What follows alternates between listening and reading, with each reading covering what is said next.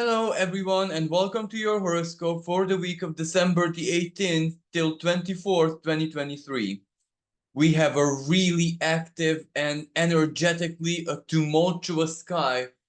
So, even if maybe in a very strict down to earth reality, things might not be or seem all that busy, but we are still going to feel so very busy because there is a lot of internal energy at display, and without a shadow of a doubt there's going to be a lot of external energy. May it be something that impacts our individual lives coming from the exterior, and without a doubt the world stage is going to be packed with action. So, without a big philosophical introduction, let's get straight to the breakdown of the week. But still, before I get to that, I would just like to say that we do need to understand the intention, the divine intention of this period. Why? Because on one hand, it's gonna be interesting because chaotic without a shadow of a doubt. Uranus is going to be activated, so the chaos is coming. And besides the chaos, there is a much greater chaos that is going to take place around 18th or 19th of April or something like that, when Jupiter and Uranus meet in the sky in their conjunction. Now, that energy is so powerful, so chaotic. And when I say chaotic, I'm not polarizing it. It doesn't mean either something positive, like a big, wonderful surprise, neither the destructive side of chaos.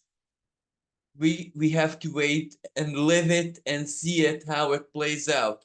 But that energy reverberates even into the past. So in its preparation, because you can imagine that energy is so powerful that it leaves an echo, and that echo travels in space-time. So that means even going backward on the axis of time, even if that in itself is a very faulty explanation, because what is time? Is there such a thing as time? And in which degree can our freed consciousness be influenced by time? And I'm pretty sure that at least a very, very, very small number of my listeners do exist in this kind of state where what is time? But anyway, this was very Virgo-like of me. But what I really want to say is that it echoes. So we are already in its sphere of influence, in its range, so to speak.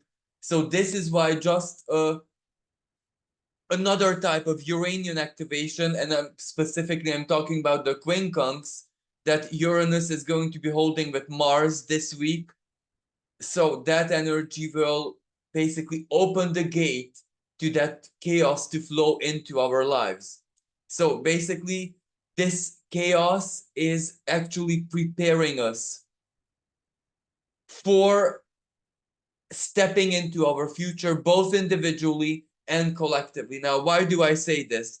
The North Node in the sign of Aries, that is basically the gateway, our gateway into our future or wherever we desire. But that is the gateway, that is the first breath, so to speak. But you know, the nodes of the moon travel backwards. They're always retrograde in that sense. So that means that we have a lot of work behind us already. Let me just give you some examples. When it was in Cancer, we understood much clearly what we can consider our roots, our origin, our ancestors, and whatnot. Whatever this means for us personally. Some people had a lot of family karma playing out because the North Node was in Cancer around 2018, if I'm not imagined. Then it went into Gemini.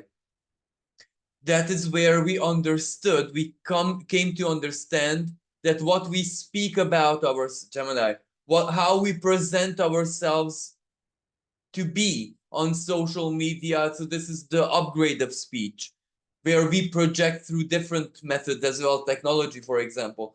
What we display about ourselves matters extremely much because that is creational energy. It also showed us our duality.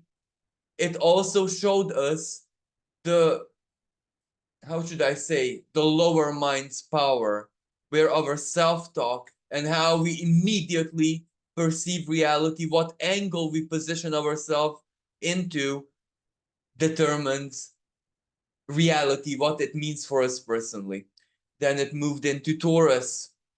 This is where we truly refined our value systems, our attitudes as consumers, because we're always gonna be consumers of something. You know what I mean? But it refined our value system. It returned us to a well-needed simplicity.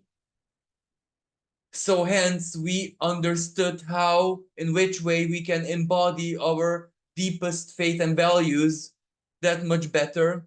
Then it led, all of this led to Aries, where we finally do something with all that knowledge, all that karmic wisdom that everyone, all of us, kind of harvested in this period. So this North Node in Aries is exactly that, us being able to live what we chose or what we are choosing right now. So this period is preparing us for that, for us to step into that future, hence the chaos, because we need to be ready for that. And we need to ultimately hold what our truest and most authentic faith is. And we are distilling that at the moment. So events that are happening in our lives, no matter how should I say, personal they may feel, they're still rooted somewhere in perception and faith. So you project what you believe is what you live in a certain way. And this is if you need to change gears radically. This Sagittarian sun that we have at the beginning of the week is showing us what the core belief responsible for that is and how we need to realign it. And after this, now I'm really going to share my screen and start the analysis of the week, because we get to the sun in the sign of Sagittarius at 26 degrees and on the 18th, but it will, let's say 26, 27th degrees. So we're speaking about the 18th and also 19th of December. And this is important on one hand because it still holds the square with Neptune. Neptune coming to wash our faith, in a sense, to purify it, to show us what is the illusion, what is the personal, let's say, Maya, if that even makes sense. But everything is Maya, really. So even that, even the way I'm trying to explain this is radically faulty from a philosophical sense, because everything is illusion. But is a certain type of illusion which is like a very naive personal misconception based on our ignorances or our childishness, our extreme wishful thinking, for example.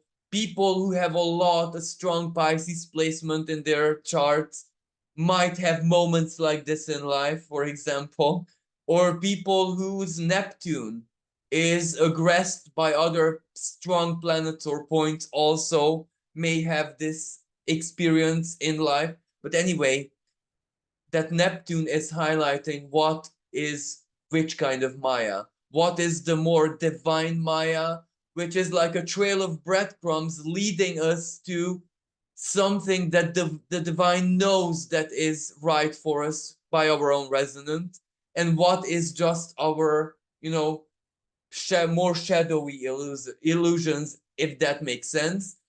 And speaking about the shadow, Pluto is coming to 20, completing the 29 degree this week. Shadow, very, very, very shadow. But I'll speak about this a little bit later on. But the sun and squaring Neptune, that also means that the sun is activating the galactic center. And I do believe this happens every year. So the sun is at 27 degrees of Sagittarius every single year. That's not a big problem. But this year, because of the general setup and Neptune's position, it is unique, let's say. It is very, very, the galactic center being the black hole at the very center of our galaxy.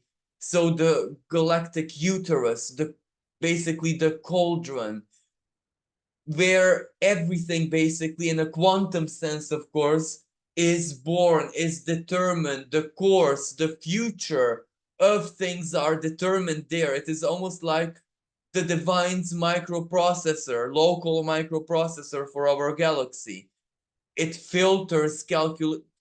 Anyway, that doesn't matter. The sun conjunct that. Well, one of the effects, we are going to feel so restless, but in an inexplainable way. Yes, a lot of us are going to feel the Uranian anxiety, the Schumann resonance, the solar storms. And astrologer Pam Gregory has a really good video about the solar storms. If you'd like, check it out. So a lot of us are going to experience both this Uranian anxiety where our nervous system is simply active and we cannot shut it down. But this sun conjunct the galactic center is the divine kind of restlessness where downloads and glimpses of our future, because that's where the future is determined. This is definitely going to be part of the story.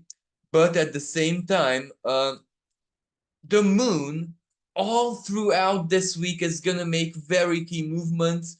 On the 18th, it will conjunct Saturn. You can see it on my screen because it already passed the conjunction. So we're going to be feeling, the restrictions, Saturn, but these are sometimes positive because they come as motivation. What it is that we need to do in the sign of Pisces, perhaps sacrifice or purify, or what kind of work, including psychological, spiritual, or psychological, an example, to motivate the self, to increase determination, to increase inner fortitude, what it is that we need to do to get stronger. But we still have at the beginning of the week the Sun and Neptune square, so that adds to this energy because the sign of Pisces hosts the moon. So it's more active than usual. And the moon is very comfortable and powerful in the sign of Pisces. Dreams, intuition, anything that has to do with magic, psychology, our inner world, basically. And especially the unconscious is going to be active. But that goes hand in hand with Neptune squaring the sun, exactly refining, purifying our beliefs. But this is waning square. So this is the last moments when the disappointment and the Neptunian elements are going to be felt all that much. And also on the 18th/19th, because this really depends on where you live on the planet. I'm going to move to the 19th now. We also have a Mercury retrograde highlight moment when it perfects its trine with Jupiter, the second one it will hold. So again, Jupiter is still retrograde, Mercury is retrograde as well. But Jupiter, it is almost at a standstill. It is preparing to go direct. Not this week yet, but it is not moving all. It is becoming more and more and more intensified and powerful. So the element of expansion, this is a blessing because whatever stems from the past or whatever we have to resolve in the present moment, or whatever precautions, actions, diligences, whatever we need to take for the future, we are feeling the utility of that, the importance of that. We are figuring it out. We're being optimistic. We're being driven. All that much more with this Mercury and promises, especially those promises which we had at the beginning of December when Mercury was still direct and held its first trine with Jupiter. Those promises, even if they're different now because they transformed, let's say, they're being fulfilled. This is also a really good aspect of generosity. And remember the Christmas presents with under the Mercury retrograde. So this is when you see that even if the present or the date and time or whatever is not correspondent, the joy and the receiving of it and the giving, the spirit is there. So you know it's going to be perfect when Mercury goes direct. So at 1st of January and the period that follows that. And by this time, you can see that the sun is conjunct, the moon is conjunct Neptune. Again, we're really, really feeling the culmination, but within ourselves of the square. I know I said that it's a waning square, but culmination in the sense that we're finally starting to get it. We're finally starting to see our own light. Whatever was washed away by Neptune is gone, or it is being eliminated, and let's say as energy. But whatever remained is now purified. It is clean. It is there to be seen. It's because it's clean, clear water. Or better said, steam, because Pisces is water energy, Sagittarius is fire energy. When the two meet, it's steamy. You know what I mean?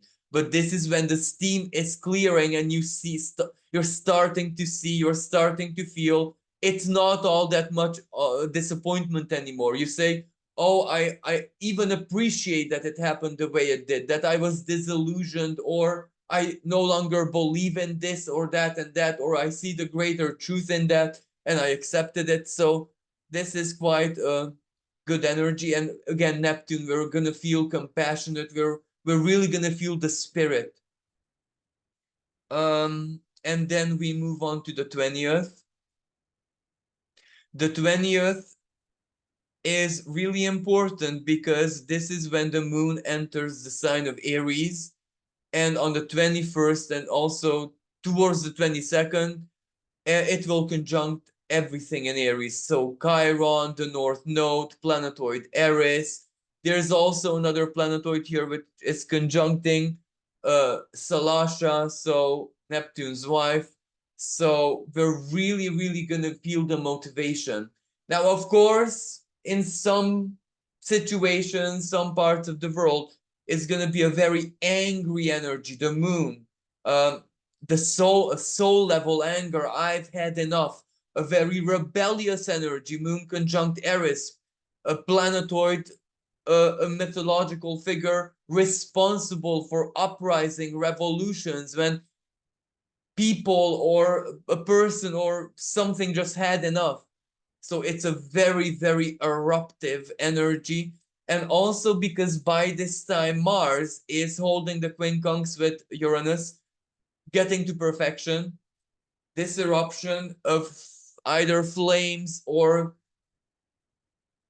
we can correlate the flames if they're due to explosion, how they may play out on the world stage.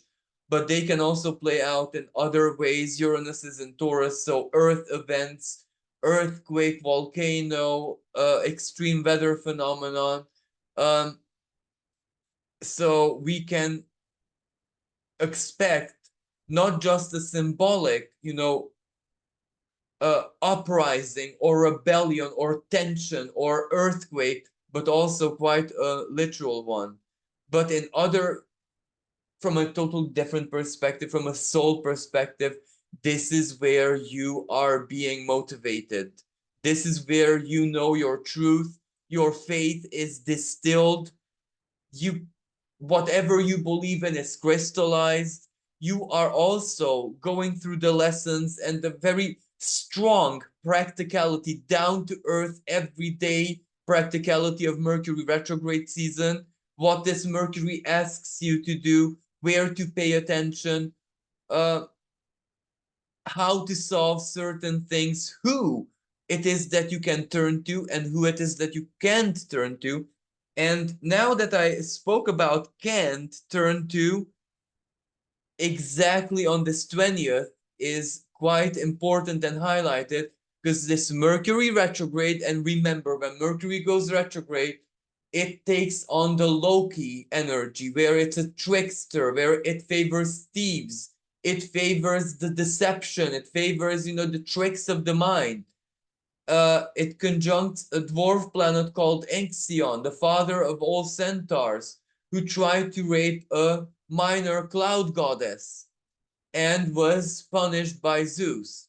So Ixion is a symbol of lawlessness.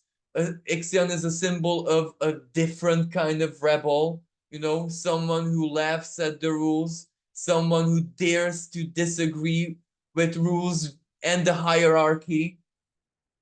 And it is in Capricorn, exactly hierarchy. Expect a lot of news, especially news regarding from government, from institution, from big corporations, big leaders, politicians, Capricorn. Expect tumultuous news there. But with Ixion, prosecutions and people, some rulers not respecting laws, others clinging to the law with their teeth. So chaos. This is with Aries, also chaos. You know, it's without a shadow of a doubt, it's chaos. But the good news is, let's move a day. And on this day, so in some parts of the world, the Capricorn, where I live, the winter solstice. But you know, when I say winter, you must adapt it to your hemisphere, because in some parts it's the opposite, you know. So I'm gonna say winter because that's where I live. You know, in where I live, it is the winter solstice. But please put it into context for you. So either on the 21st or on the 22nd, where I live on the 22nd, we have the sun entering into the sign of Capricorn, hence the winter solstice. So this is extremely powerful and important astrologically, especially this happens every year. So in that sense, not really. But because of the setup of the sky and the karma and the creational energy playing out every solstice, you know, is a very powerful initiatory moment in its own specifics and significance and symbolism. Capricorn, of course, with its own unique energies, but the initiatory, the start factor is definitely there. So this is going to be a very, very important moment. But on my screen, you can see that the sun is an energetic Sagittarius. So this also means energetic sun in Sagittarius, maybe aviation blockages or news regarding flight, aviation, cosmology, and international law and religion.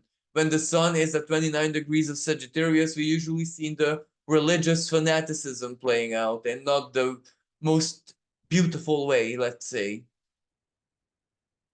So this can also mean blind zealotry, basically. So we need to be very, very careful because spirits are going to run high. And Sagittarius is all about, you know, opinion.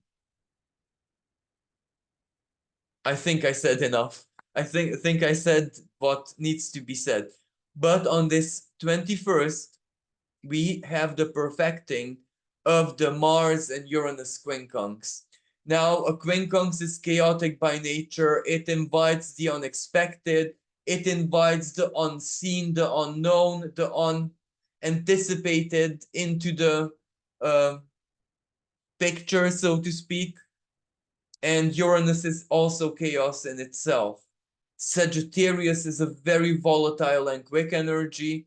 So this is where Mars is really gonna set fire, energize this Uranus. Hence, I go back to the earthquakes and the weather phenomenon. Politically, it can be big. Financially, it can be big. And because it's Sagittarius, internationally speaking, what happens in the World Bank and anything like that, there is chaos in at play with Uranus, and there is a lot of Uranus rebellion at play. So boycotting finances, financial systems, economies, and Uranus rules technology. So not just boycotting in a consumer way, because that's also Taurus, basically ruled by Venus, but also boycotting in a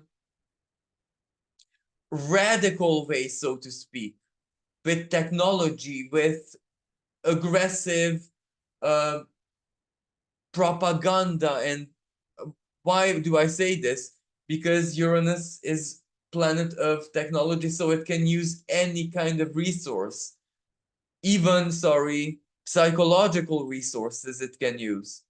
So yeah, we're gonna see a lot of that playing on the world stage. And speaking about financial, it's not just the quincunx that points to Uranus, but it's also the ruling planet of Taurus, Venus, opposing, perfecting her opposition with Uranus.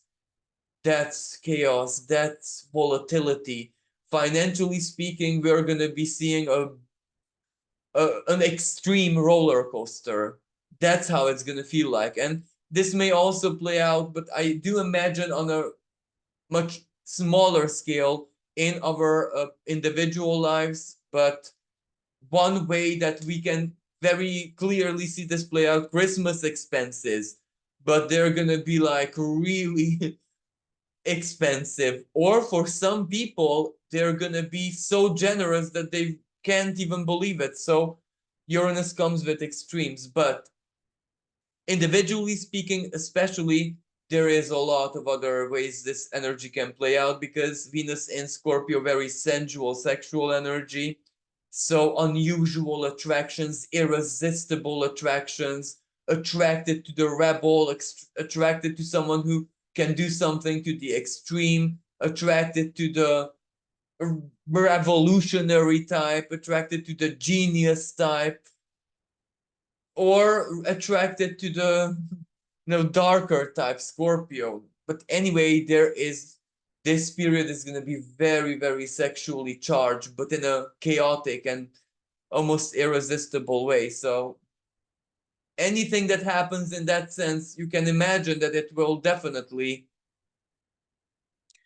turn relationships upside down, potentially speaking. But soon after this, we have a really beautiful Venus aspect that can give you the saving grace, but that a little bit later on. Before I move on to the solstice, uh, we have on the 21st Saturn holding its second perfection of the sextile with Mercury retrograde. And this is really strong because Saturn rules the sign Mercury is in, Capricorn. So this is a very strong grounding, reality oriented Saturnian energy. So this makes us work with Mercury retrograde in a precise way, in a responsible way, in a diligent way. We really want to be aligned as much as possible with, how should I say, reality, but also what reality is within ourselves, Pisces. So, alignment, patience, work, the understanding of where sacrifice needs to be directed towards and where not, of course. This sextile is really, really, as you can see, at the same time, speaking about Capricorn, Pluto is already at 29 aneretic degree. So it is quite strong. And Mars was at, not on the 21st before, when it was at 17 degree of Sagittarius, that was also a very energized degree. So, as I said, a very intense week ahead of us. So with Pluto in the sign of Capricorn, we will definitely see the shadow side of top-down authority. So militaristic action, where they enforce the law, they enforce the rule, they enforce their sovereignty, they enforce their authority by any means necessary. But this isn't as intimidating as I made it sound, because let's not forget, the moon is conjunct the North Node and planetoid Aries. That's a big deal. So the opposition is just as powerful. The rebellious force going against the things I mentioned is definitely there.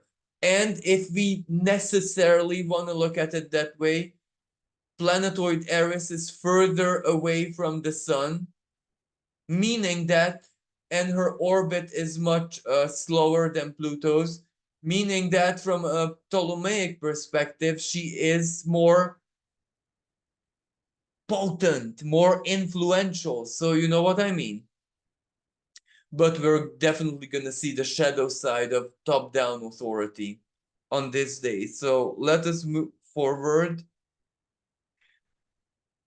On the 22nd, I repeat, where I live, but where maybe for some people it's on the 21st, for others the 22nd. You see it on my screen because where I live takes place at this day, on the 22nd. The sun entering the sign of Capricorn. Now, every single solstice represents the end of a season, the beginning of another, but also karmically speaking, it opens the karmic cycle of the next 3 months. So the winter season, again, where I live, and whatever takes place at the in the sky around that Capricorn initiatory period is gonna mark how the period in a larger sense will play out. So first of all, let us examine what happens in the sky during this solstice. Mercury still holds its sextile with Saturn. Beautiful. So because Mercury is retrograde, that can also represent that in this next 3 month cycle, chances are we're gonna solve a lot of issues that may stem from the past or may stem from the much closer distance past. So just from this year or whatever, issues, problems, communication, anything that has to do with external organization, authority, bank, company, for anything that is Capricornian in nature. But this can also represent solving issues that we might have with parents or with bosses, with people who hold power over us in one way or another. So in the next 6 months, sorry, 3 months, 3 months. Venus is kind of still holding the opposition with Uranus. So again, surprise, surprise in Scorpionic matters. Where does this 21st degree of Scorpio fall into your chart? That's where you can expect a lot of surprises, instability, but in a sense that going towards the future, uprooting the present in order to gain a much better ground in the future. And attractions, remember that, and financially it causes you to reinvent yourself and your value system. At the same time, Mars still holds its quincunx and it's still very tight with Uranus. So again, surprises may come our way, surprises that come from the international element, whatever that may mean for us individually. Do you have people abroad who are dear to you? Do you have your partner abroad? Do you have business abroad, connections, or what is it that you have in a foreign country that might be highlighted very much? Like for some people, maybe the chance to relocate, the chance to study abroad, anything that has to do with study and higher education can also be part of that theme. And anything that has to do with faith, worldview, philosophy, and higher knowledge is definitely also going to be part of that. And for some people, galactic, cosmic, space, anything that has to do with those themes in any sense possible. And we have the moon conjunct Jupiter. Again, what is our truth? What is our most authentic and most truthful value to our own natures? What delights, of what happiness, satisfaction, the fulfillment of the delight of the five senses, what does that mean for us personally? What do Venusian matters in an embodied way mean for us personally? And where is the balance in that for us? Of course, collectively speaking, it means that we need to catch up, even on a soul level, with a very, very quickly, like a lightning speed evolution of financial matters. Collectively, let's say, the nature of finances is evolving, it's changing, and we need to adapt to this. And what else? Let me just check my note. And of course, also around that same time is when Mercury and the Sun are going to meet in the sky. Their conjunction. Let me just try to put it to that exact moment. So the 22nd.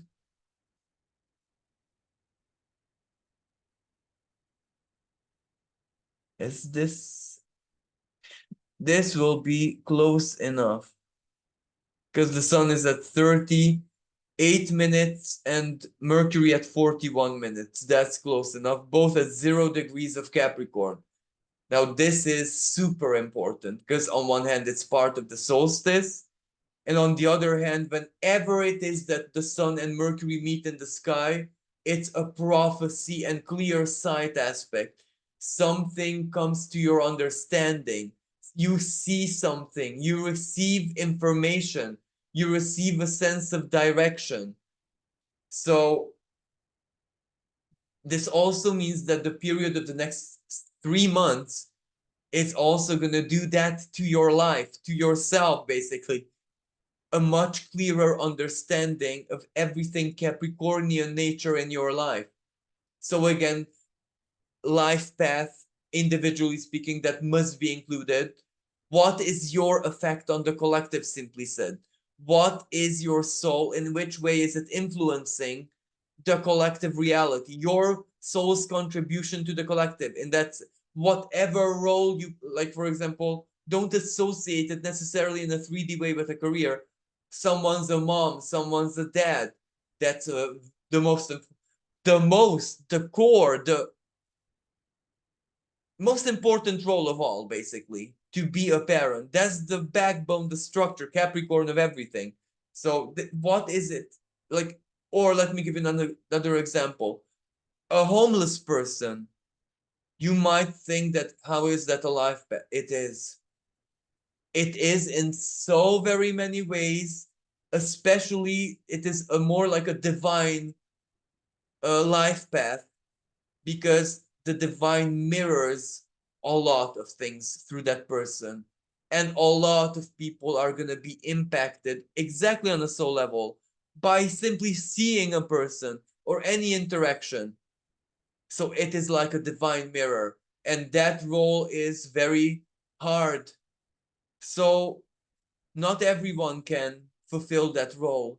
So this is where we must not understand soul path as just a career, as a 3D career, or as a big spiritual myth. No, no, no. It can take infinite shapes and forms.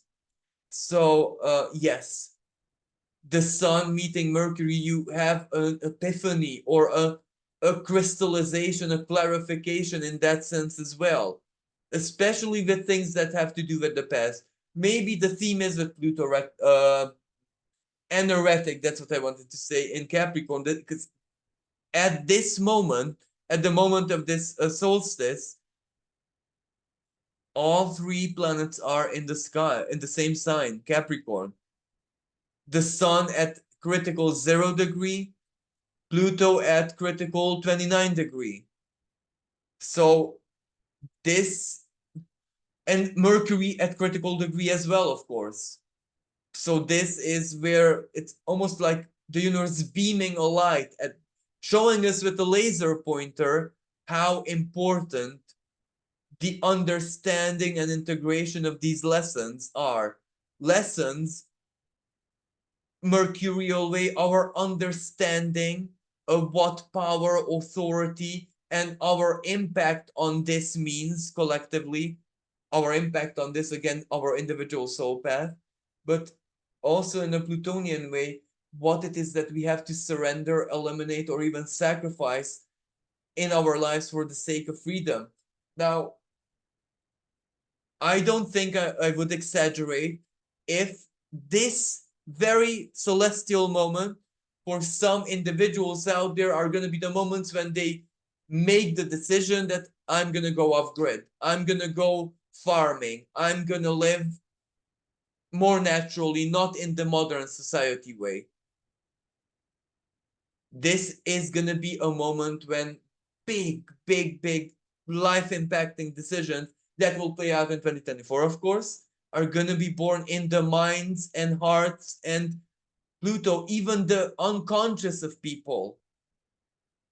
So this is a very strong energy. And all of these celestial energies, the dance between these planets are going to influence this next karmic cycle, short term, but still so important. And if we necessarily want to call it that way, there's also sextile between Saturn and Jupiter. Not precise, but grounding our faith, leading us somewhere. But when I say faith, the healthy faith based on personal soul search, external understanding, and even an academic point of view. Because a healthy faith means automatically that you have to understand the opposite of it. There is no light without dark, and vice versa. Someone who is truly knowledgeable at something also understands the opposite. Like, for example, a good lawyer doesn't just understand the legislation and everything official, it also understands all the rules and everything of the criminal world. The opposite. So this is what I mean. So this is such a beautiful energy because it crystallizes our faith. And on that day, the moon is conjunct Jupiter. And the moon loves being in the sign of Taurus.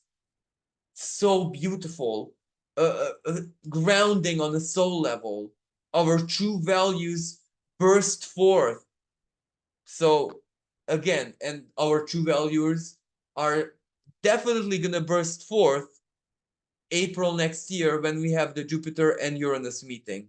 This is again a preparation for that energy. So this sun meeting Mercury in the sky, I find it very important, and perhaps the highlight, the signature of the Capricorn solstice. It's gonna be very impactful, very. Life is not gonna be the same after we are through with this solstice. So let us move on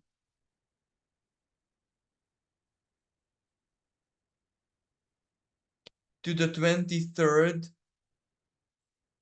where Mercury is already in the sign of Sagittarius. It retrograded back into Sagittarius, again, highlighting, activating, insisting on the 29th degree of Sagittarius. That degree is very strongly insisted upon, a critical degree. So again, legislation, international community, law, faith, religion, all of the aviation, cosmology, higher education, all of the Sagittarian signatures are going to be highlighted. But now by Mercury, first there was the sun, now Mercury. So news, communication, media, our mental spheres, basically. Needless to say, when Mars will get there, it will activate it as well. So, and then comes Venus. So this 29 degree will be insisted upon. But also on this day, we have the moon meeting Uranus in the sky. The surprise factor, the shock factor, the rebellion. Something shocks us collectively without a shadow of doubt. And the quincunx now is between Mars and the moon. Definitely something shocks us that comes from the above mentioned fields associated with Sagittarius. So anything from there might come and shock us and surprise us, and maybe in some way upset us, because the moon is going to be opposite Venus. So Venus in Scorpio, sometimes she's not very happy there, you know what I mean? Sometimes it is the frustration, the anger, the I cannot do anything to change this, or my needs are not being met. This can, in a very practical, in a very physical way, it can mean scarcity, poverty, ill health, affecting people somewhere, and the compassion and the anger that it triggers. So yeah. And finally, let's move on to the 24th, where I can finally speak about the saving grace, Venus holding a trine with Neptune. This is beautiful because this is transformation, but a transformation that we're already feeling, that we're embracing it, that fills holes, fills voids in our lives. Remember the attractions and the chaos that could have entered our lives more towards the beginning of the week when Venus was opposing Uranus. Now, with this trine, that opposition, we can even say that the opposition is still ongoing. This turns into a blessing. This is where we integrate it. Regardless of how it played out, it showed us the truth, and the truth is doing something really good to our souls. This is forgiveness aspect, release aspect, healing aspect. We get what we need. The divine helps us.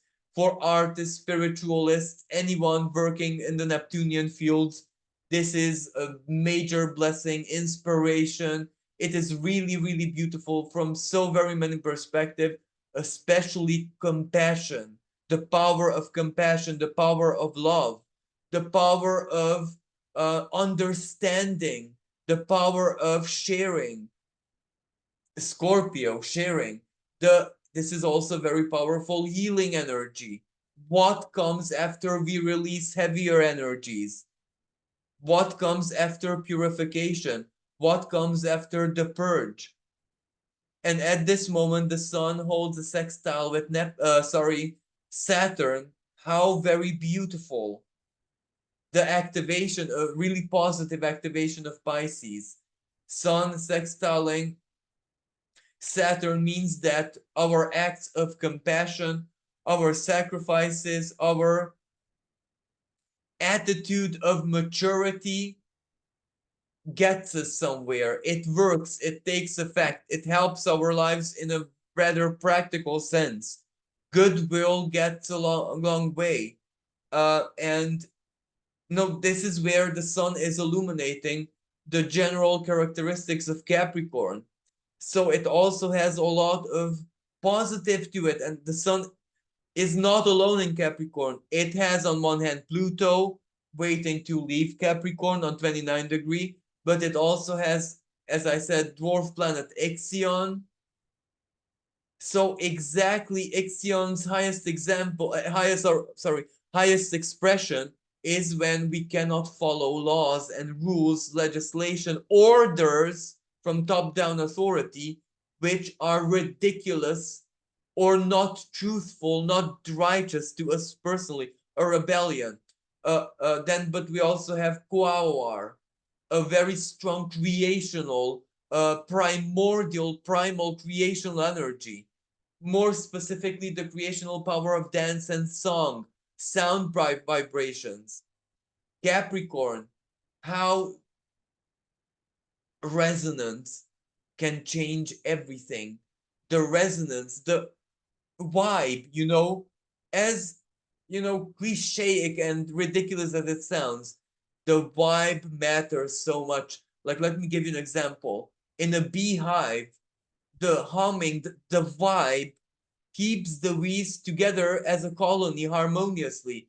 Yes, there is the chemical pheromone of the queen, but there is also the resonance of the bees. which can be translated into physical sound. We can hear it. So again, Quaoar. And there is a centaur as well, Pholus. So Pholus represents the higher octave, where curiosity can take us into new domains, knowledge, curiosity, and the mind's power to dissect information, to discover, to drill. The negative example, the negative expression is exactly the bad places, the dark places, or doom, personal doom, where the bad kind of curiosity can take us to.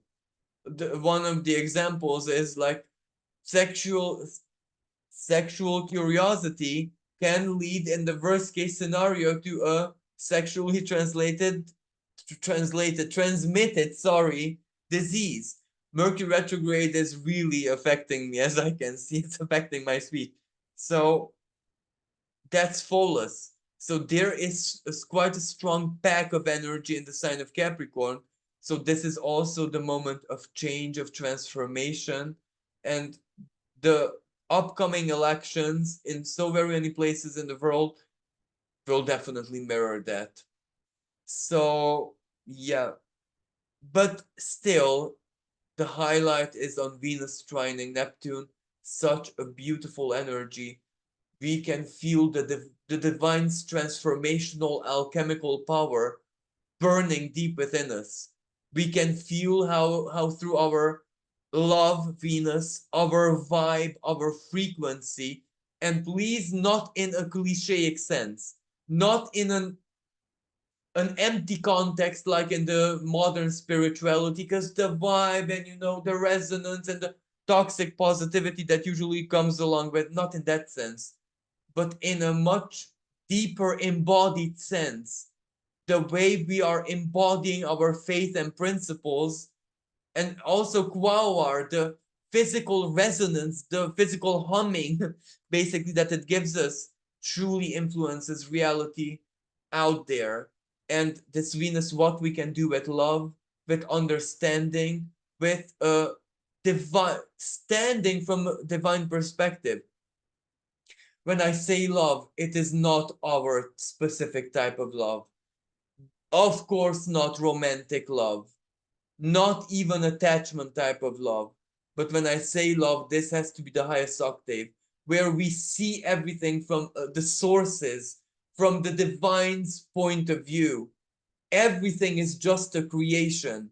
So everything is just another us. Everything, good, bad, light, dark, chaos, and order, everything is just one. So this is the deepest and most elevated kind of love. So that's the power of that love, is what I mean. That is definitely going to do miracles at this time, because Capricorn and its strong activation is the alchemical cauldron, basically. It is the stage of manifestation when things come into existence. So this is a very, very powerful solstice when manifestations are definitely going to take place. And of course, we're at the 24th of December. So I would like to wish a very, very happy Christmas or any kind of winter holiday. For example, the 21st, 22nd, Yule for pagans. So I'm wishing everyone a very happy and blessed winter celebration. No matter what tradition you follow, no matter how you celebrate it, may light and warmth and hope fill your life and give you power to truly step into that future which makes you the happiest. But this isn't just a Christmas wish. This is actually what the universe demands from us. It expects it from us. This is our job. This is the mission as we speak. And this is what we need to do more intensely and strongly than ever while this Pluto is still in the sign of Capricorn. That is the highest octave of what this 29 degree of Capricorn with Pluto being in it is going to be about for us to singularize our beings, our focus, our intent to truly quantum leap to our highest expression, our greater happiness, our greater utility in the cosmos, because we're part of that. Our happiness means a state from which we operate the freest and most efficiently. So it is always the universe's highest intent and most urgent intent to have all of its components operating at their most natural but also maximum efficiency. So it is actually the universe's intent and desire to have us operating within our happiness, but the path there, that is where the pain and the hardship is. But we are accustomed to it, I believe. This is where, with this North Node and Eris in the sign of Aries, no, none of us are afraid from hardship anymore. Everyone is more than ready to embrace it. But because the light of hope, the light at the end of the tunnel, the true accomplishment of what happiness, true happiness means for us, is there. It is almost within reach. And I say true happiness because it's definitely not, oh, I wish to win the lottery and I'll see what happiness means to me after. No, no. This is what our soul truly came here to live and experience in that sense. And riches and just a comfortable, easy life, I believe that that's not really the case here. So all of us do need to live our truth in the present moment and also know how powerful we are and how much we create exactly by embodying our faith. With this being said, thank you so very much for listening. Thank you for all the love, all the support. Thank you for everyone's kindness. And until next time, bye for now. And of course, I would like to once again wish very happy winter celebration, Christmas, wherever, whatever it is to you, for everyone.